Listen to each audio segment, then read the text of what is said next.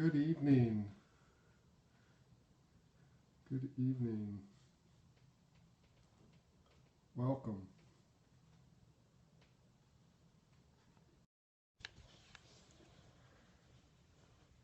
All right, how are you tonight?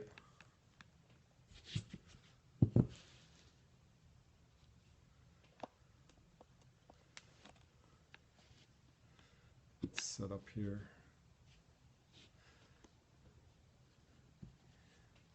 Awesome. Okay.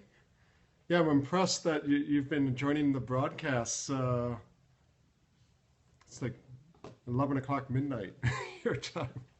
So, but I am going to try to do some earlier broadcasts for the East Coasters, Midwesterners.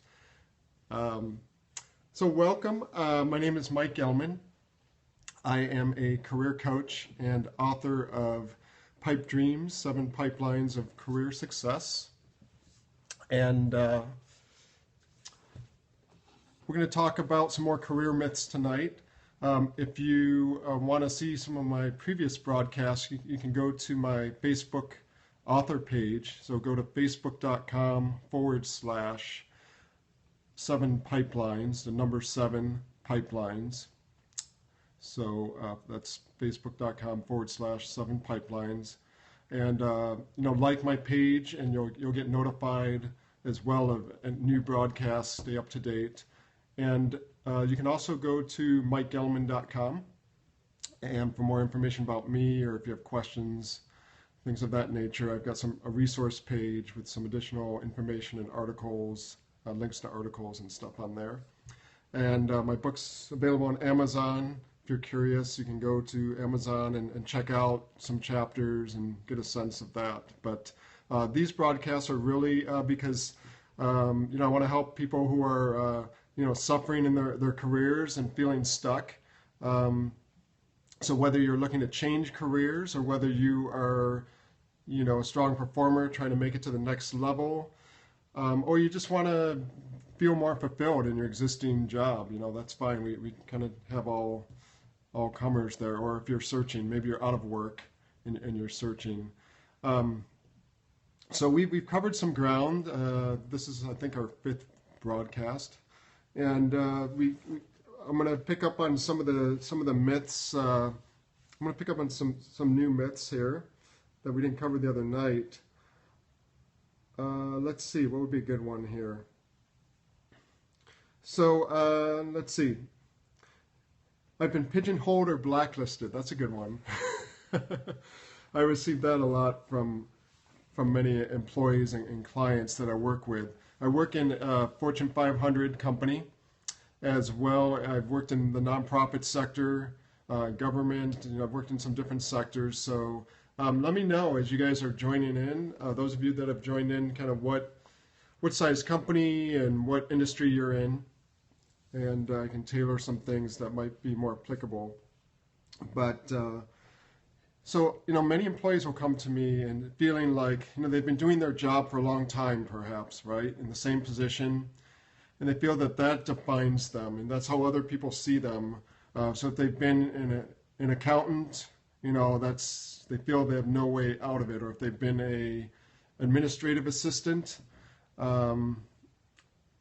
The common concern is, that no one's going to take them seriously if they want to step into a leadership role, or step into a program manager role, or whatever it may be, or business analyst, maybe they went back to school. And so sometimes, again, we do that to ourselves. We do that to ourselves. So there's different ways to shape other people's perceptions. There's things that we can do, steps we can take to help shift things so that people start to see us in a different light. Because a lot of times we'll get resistance from others, right? We'll we'll see someone some way, and I remember even with my own sister initially, she was into event management. She planned like sports events and things of that nature and other events. That was her thing. And if you some time went down the line, and she discovered acting and wants to get into acting and is really passionate about it.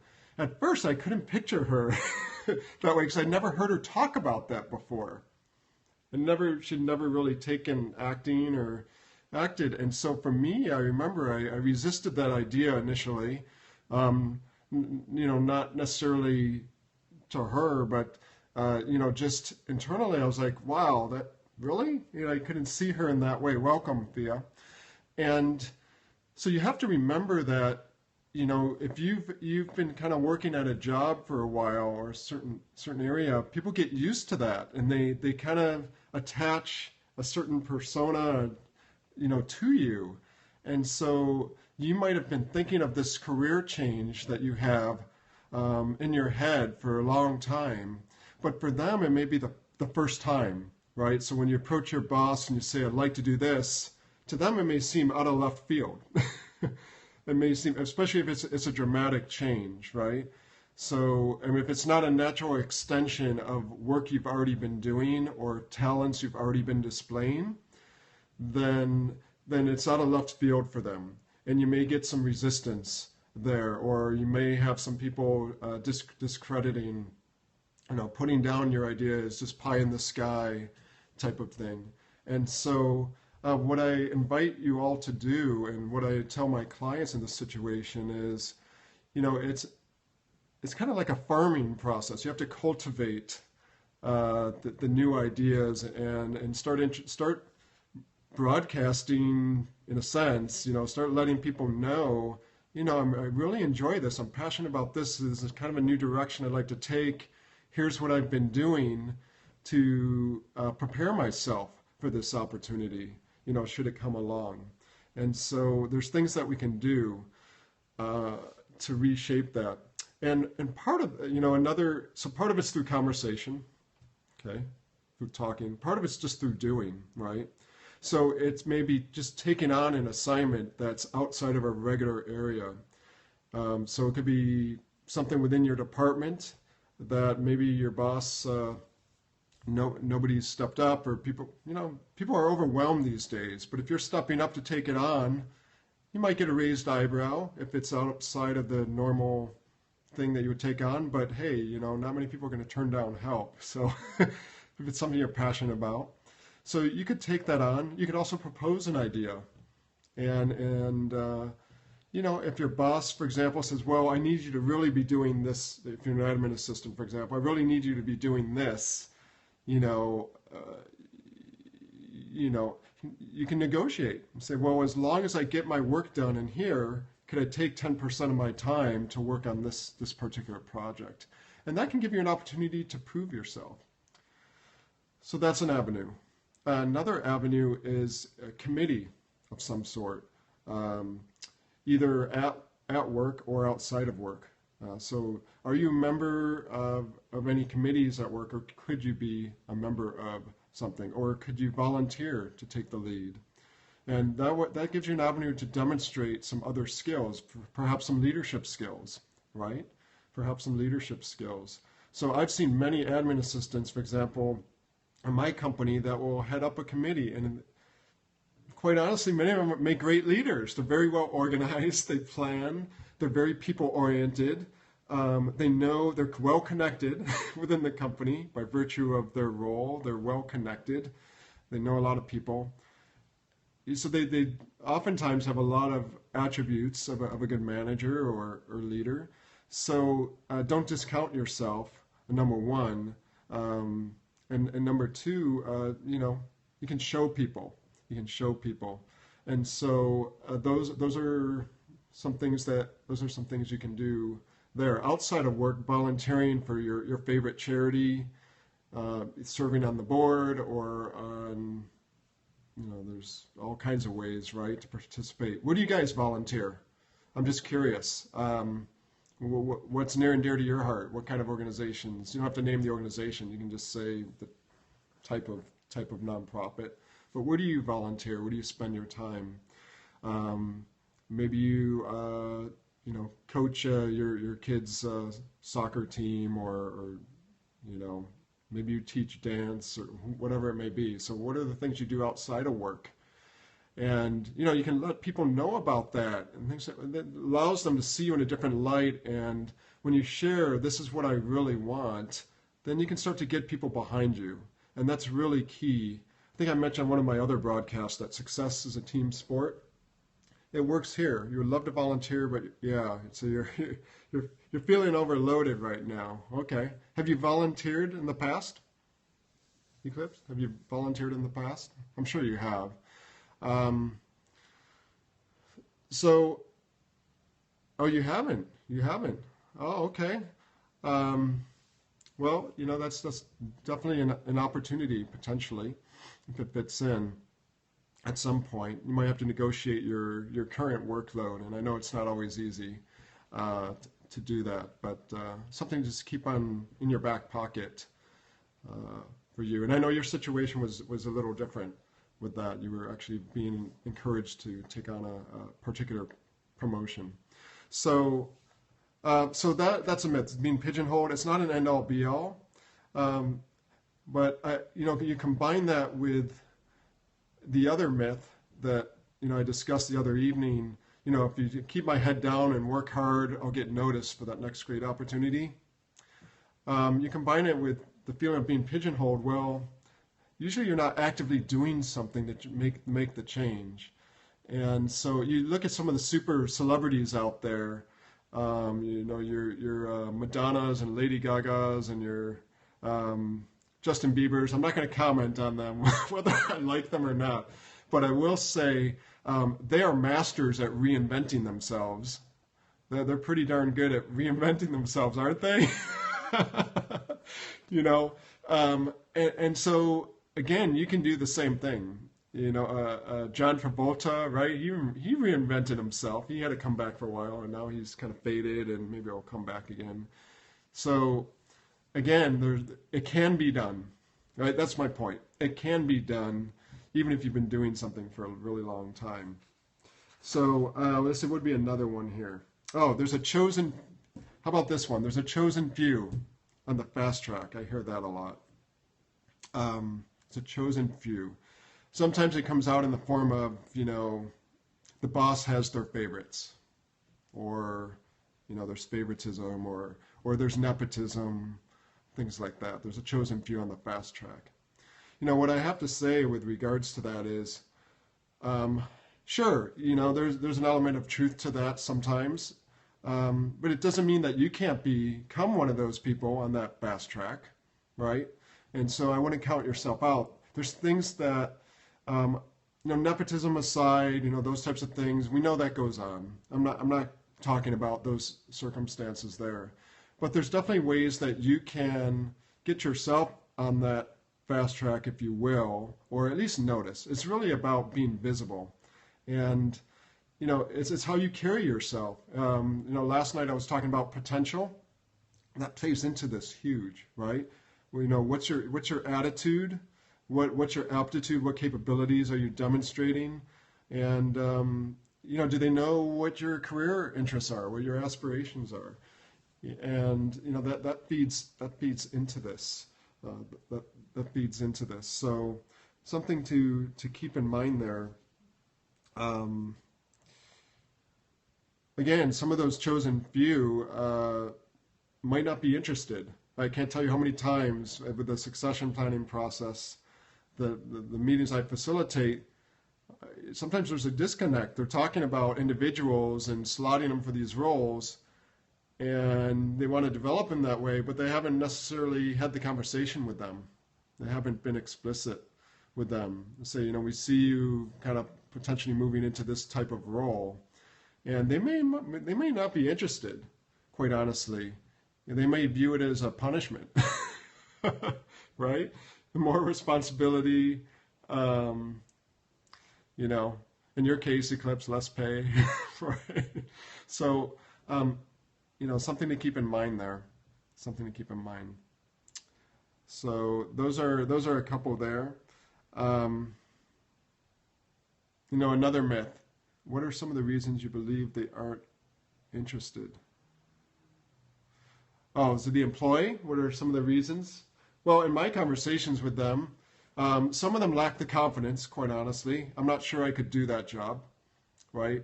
Because sometimes it's a stretch for them, or maybe it's another area, they haven't worked in before, right? And they don't see themselves as having that ability. So that's one reason. That's one reason. Other times they know who they'd be working for, and maybe they're not too fond of that individual, that leader. It just, for them, it doesn't appeal to them. A third reason may be that sometimes they're looking elsewhere. They're like, I don't see myself here for the long haul. I don't want to commit to that, because then I'll feel like I need to be responsible and stay in it for a while. So they may have their eye on something else, either within the company or potentially outside the company. They may have their eye on something else. So, just consider that. For me, I've been offered a couple of times. Yeah, so for me, there's a time, a number of years ago, my boss had a conversation with me and said, so-and-so is kind of really bullish, so to speak, on you. Bullish, that's kind of a funny Wall Street word. So-and-so is really, impressed. That's the word I'm looking for. Really impressed by you, and they have this opportunity available in their department. And what do you think about being in this kind of research kind of role? And I was flattered. And so what do you do, right, when you're offered something that you're really not drawn to? Because you don't want to offend your boss or whoever's offering it to you. You don't want to offend them. You mean disrespect. You don't want them to not come to you with other opportunities. So welcome. Is it Lillian? Welcome. Welcome, Machu. Okay, so you don't want to offend your boss if they offer you something or someone is proposing something. So I had to do some searching. I asked for some time. Can I come back to you tomorrow? Let me think about it. Come back to you tomorrow. So that buys you some time at least to evaluate. Most of them will understand that. And then, what I shared in my situation was just, I kind of do some of that already in my current job. And I'm not sure I want to do that 100% of the time. I really like the variety of my job. I definitely would love to have some other opportunities. I'm just wondering if that one would be a good move for me. I might not fill me up. It just might not work for me. And so I'm wondering. I said, what I'm really passionate about is this coaching stuff. Yeah, exactly, Eclipse. So, so I really love, this coaching. I really love building teams, right? Thank you. So I really love building teams. If you like what I'm saying, you can give hearts or whatever. Let me know if I'm on track with you guys. Otherwise, I'm just talking, right? I'm just talking. So if I'm resonating with you, that's helpful for me to know. So in any event, I just shared. It's an opportunity for you to share. What I really love is this, and that's where it takes to have done your homework, to be clear on your vision and what you really want. And you can open up that conversation. And then, again, it ties into the whole pigeonhole thing, right? Because I might be good at research, and that's why it was appealed, because I had done some things in my current job around, surveying and, analyzing data. And, I'm pretty good at it, but I have a small threshold, Beyond the threshold, it's like I really don't like to do a whole lot of it. I'd rather be working. Whoops! Sorry about that. Okay. iPad malfunction there. Okay, so we can get this reset here. Bear with me here. So we can get this reset. Okay. All right. So I've been experimenting with different things. I bought this tripod, and it doesn't hold, the iPad vertically, so I have to get a new kind of tripod. So now I just kind of jerry-rigged propping things up. So, okay, so welcome back, Machu. So, one of the things is, it's an opportunity to explore, and I was able to share with her, these are the types of things I would love if there were an opportunity for, right? These are the types of things. So it does open the door. Welcome, Sammy. So it does open the door for you to have the conversation that you do want, right? And influence the types of opportunities that you want your boss to look for. And so that's a great thing there. And the more they know, the better opportunities there are. So don't get discouraged if you're seeing other people. For example, this is something I hear all the time. So and so just got promoted. No, it didn't. Is that an issue that you have? I don't know if you're being sarcastic or not, but some people really do have issues with if their age. They're like, oh, nobody's going to hire me because I'm 50 or 60. No one's going to want me. And we kind of do that to ourselves. That does exist. Yeah, that's what I thought. But I'm playing along with you there. Is what a myth? The I'm too old to be considered for something? Or it's too late? That is one of the myths in my book. It's too late to do anything. Age being a factor? Yeah, absolutely. It's not to say they're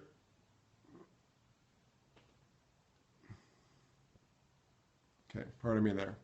Block that. It's not to say that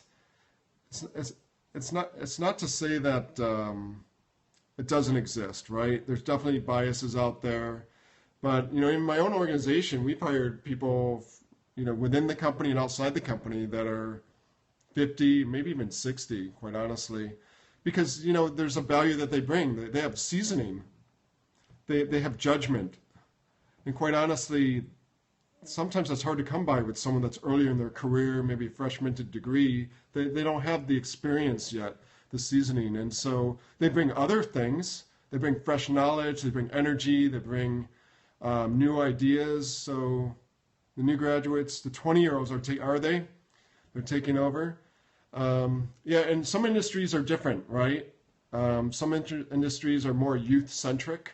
So it depends on the business. Right? It depends on the business and the job, right? I look at newscasters, right? There's newscasters out there that are definitely very senior and they've been at it, for a while. But there's a ton that are probably in their mid-20s, right? Doing the weather, doing the anchoring and all that. So you kind of wonder, what's valued? Is it just, a pretty face or a handsome face type of thing? Or do they value someone that's maybe has some journalistic background or whatnot?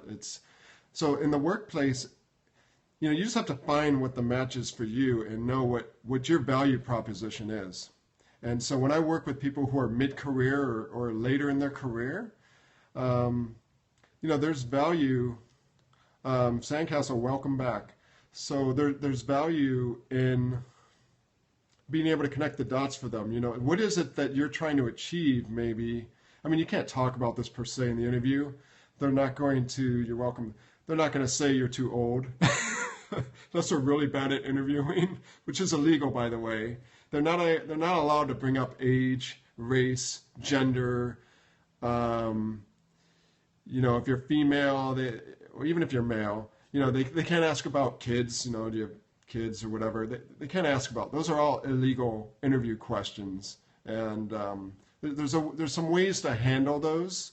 Can put you in a difficult spot, but whatever the thing is, there's biases. So you can say, yeah, I'm too old, but there's the flip side. There's who was it the other night saying, I'm too young, I don't have the experience. They think I don't have enough experience. So it goes that way too.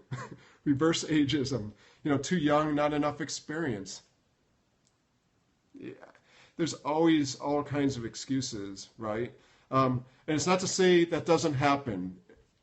Believe me, I know it does. What I am saying though is you don't have to let it determine your path, right? You can be the exception. You can be the exception, even in an industry that maybe is really biased towards a certain type of thing. I've got a colleague, another manager director that I've seen, in a company that I worked for, that everyone they hired kind of looked pretty much the same.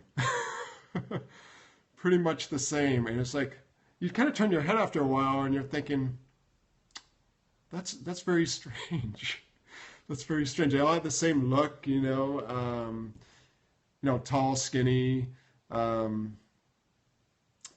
It's very interesting. So again, you will find people with those biases, but you also find the exceptions too. And again, in some cases, don't waste your time on that. If you know that it seems to be pretty anchored, don't waste your time on it. That's what I say. So, what else? I've covered a number. Everyone should notice how hard I work. That's another one I hear. It's the shoulds. The shoulds get in our way, right? And sometimes we resist reality, right? We resist reality, and everyone should notice how hard I work. Well, there's a number of issues with that mindset. One is everybody's pretty busy. If you're overwhelmed, think about them. They're pretty busy just trying to get through the day, get their jobs done, including your leaders, and they don't always notice, and they might be thinking about their own career advancement. They're trying to get noticed in some cases. So it's not all about you. It's not all about you, sadly, right? It's not all about you. But we're all in the same boat, right? We're all in the same boat. It's not because they don't care, right? It's not because they won't help you if you ask. You just need to take some of those extra steps and not count on them to read your mind, right? They're we're not mind readers, right? We're not mind readers. So you got to give people a little help.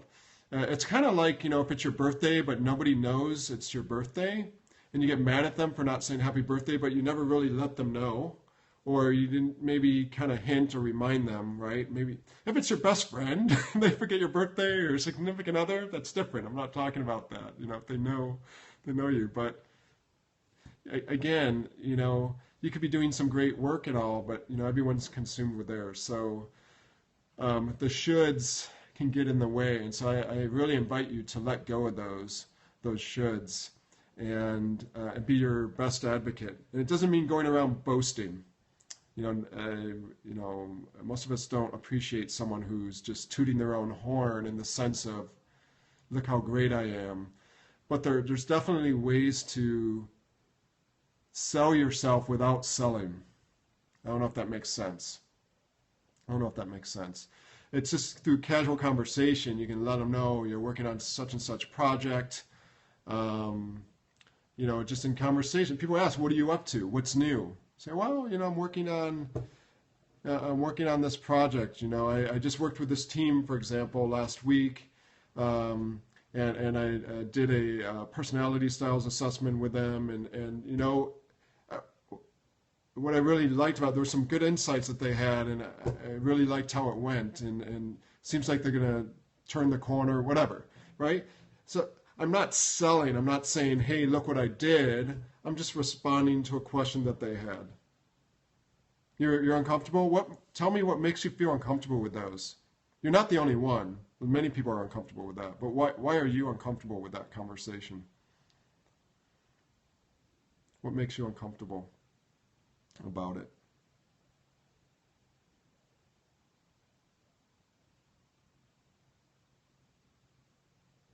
Everyone seems like they're in a rush. Okay. Everyone seems like they're in a rush. Well, you don't have to go on too long. Focus on their own deliverables. Sure. It's taking the opportunity when it presents itself, right?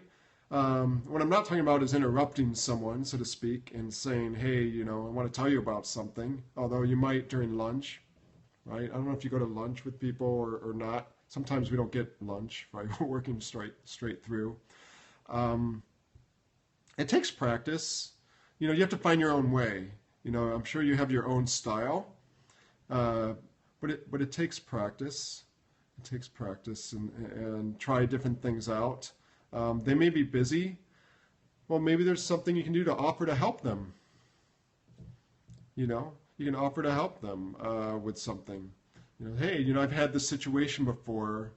Would you like any tips or whatever? You can offer something, right? Again, it's another way to kind of let them know what you're able to do, but you're also helping them. Welcome, TJ Bomer. Welcome. So, there's different ways to do that, and So, what questions do you guys have? Do you have any? I've got some time, a little bit of time. We'll wrap up. What question? Nashville. All right. Hello from Nashville. Where else are the rest of you from, by the way? I'm curious where we draw people. We had someone from London the other day. That was pretty cool. Where are you guys from? I'm in Southern California. I'm in Southern California. So, Fort Lauderdale. Oh, great. My brother's in Florida right now. Not Fort Lauderdale. Where is he? I think he's in Orlando right now. He's just, he's there doing his business down there with his family. So, yeah, vacation, kind of vacation and work combined. Great. So, 3 hours. Well, that's not too bad. 3 hours away. Yeah. Questions, comments? What do you guys want to know? What do you want a Periscope on tomorrow night? What would you like a Periscope on? What topic? Anything? So, I can cover a number of things. All right. So I think we'll just keep this. Am I following the book outline? No, I'm not. I thought about it. I thought about doing that, but I'm kind of doing, certainly with the myths. That's at the beginning of the book, right? The career killers. I don't even have a chapter on career killers. I covered that the other night. The career killers are kind of woven throughout the book. They're woven throughout the book. I could have called a chapter that. It's something I speak to a lot of times. The succession planning. Yeah, so it's I'm not really following the outline, but I am talking about things in the book, but I'm also adding stuff too.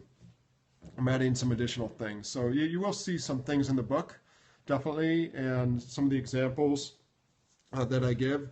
But you're going to get a lot of new stuff too, or just top of mind things. And some of it's just based on what you share with me, what you're curious about. So if there's something in the book that you like, or you saw in the outline, if you went to Amazon and you say, "Oh, what's that about, Mike? Tell me more about that." Yeah, we can do a Periscope on that. I have a 7 pipelines model the book's based on. That could be a longer conversation, but I could focus in on one of those. And I talked about potential, right? So that's part of the model. I talked about that the other night, and so I'm talking about pieces, parts. Yeah. Thanks for the question. Any other questions?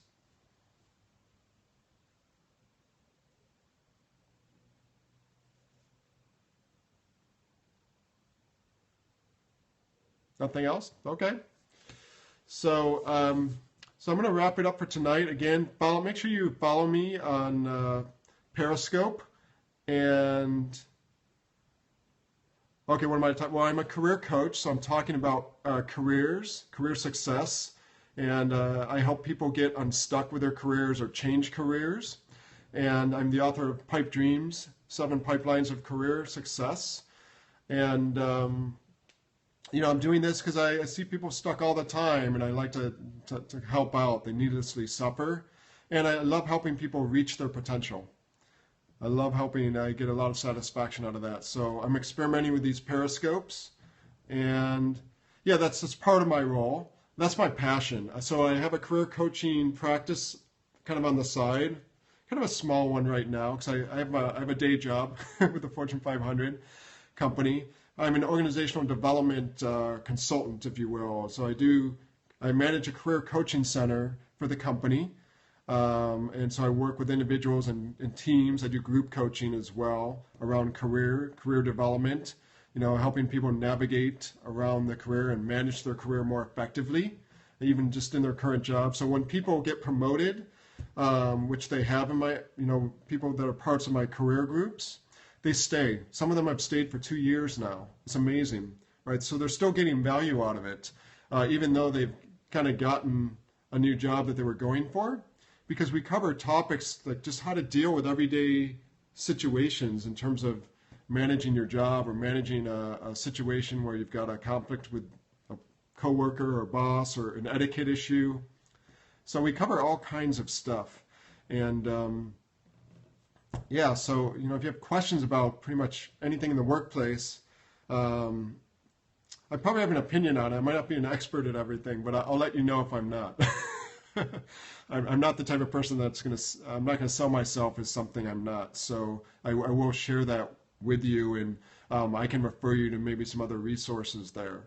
But I've been doing this, I've been, for the last 15 or so years, I've seen a lot. I've been in different companies, actually even further back than that.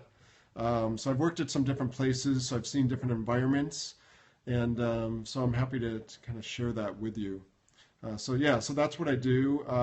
You can follow me on facebook.com/7pipelines. That's my Facebook author page.